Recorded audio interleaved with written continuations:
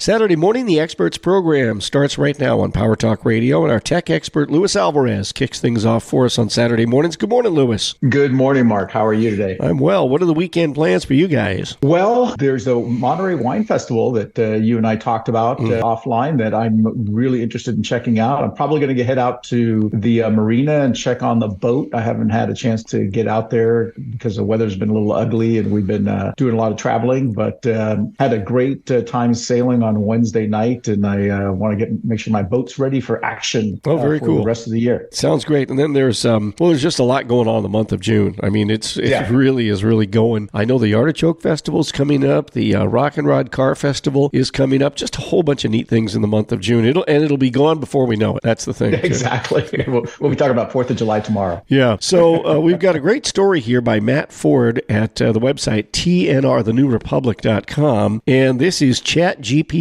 fought the law and the law won. So what's going on with ChatGPT and generative AI? Well, you and I have talked about in the past how there's some lawyers out there that have claimed that they can use ChatGPT or AI to defeat cases, especially DUI cases and parking tickets and that sort of stuff. Well, this is an example of somebody who tried to use ChatGPT and it didn't work out well at all. But it also is a cautionary tale about how ChatGPT can sometimes not tell the truth. So that let me lay it out for you. There's a law firm that sued Avianca Airlines on behalf of a client who claimed that he'd gotten hurt during one of their flights. And Avianca's lawyers contested the lawsuit, which was filed in federal court, U.S. federal court, saying that the statute of limitations to file a claim had passed because this actually occurred back in 2019. So in response, the plaintiff's attorney sent a whole bunch of cases citing examples of other lawsuits that had similar activities, but yet were allowed to proceed to court despite the fact that the statute of limitations had been expired. So there was cases like Zickerman versus Korean Airlines and Varghese versus China Southern Airlines. And so a number of these six cases in all that were cited. So when the plaintiff's lawyers filed that with the court and sent it to Avianca's lawyers, they tried to look up all of these cases because they were surprised. I mean, this is a law firm that specializes in aviation lawsuits. So they know everything that's going on and they'd never heard of any of these cases. Well, long story short, it turns out that the lawyer who was representing the plaintiff had used ChatGPT to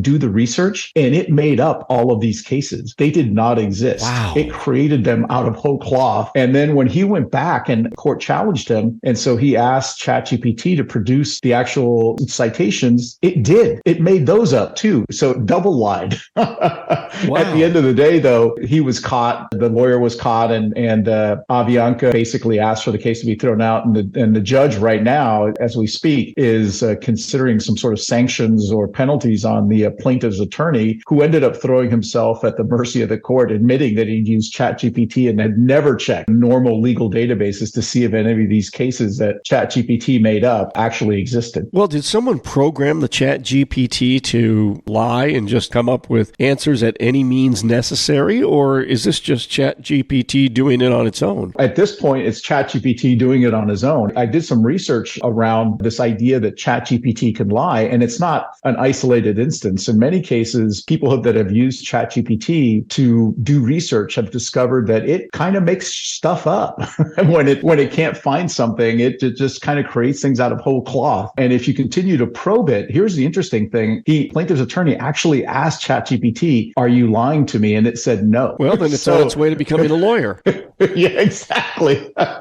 And of course, the lawyer, being a lawyer, said, "Oh, okay, this other ChatGPT attorney must be just fine." So yeah, it's really, really interesting, but it is a cautionary tale about the fact that generative AI engines like ChatGPT are not to be trusted, that they are a good source of information if you know how to use it right, but it also is, something that you shouldn't use solely for research. So I'm thinking that one of the things that ChatGPT needs put into its DNA is an ethics gene. Yeah. I wonder if it's possible to program something like that, to create an ethics gene and program it in. I think that you can, but you have to define what that looks like. And that's the tough part, right? It's like, how do you tell ChatGPT not to lie when you have to tell it defining what a lie is versus what just speculation truth is? Yeah, exactly. What is truth? What is truth? And we've been, this is the problem. Human beings have been asking this question for a millennia. What is truth? And somehow a machine is going to be able to come up with it? Yeah, if we can't figure it out, ChatGPT is never going to figure it out.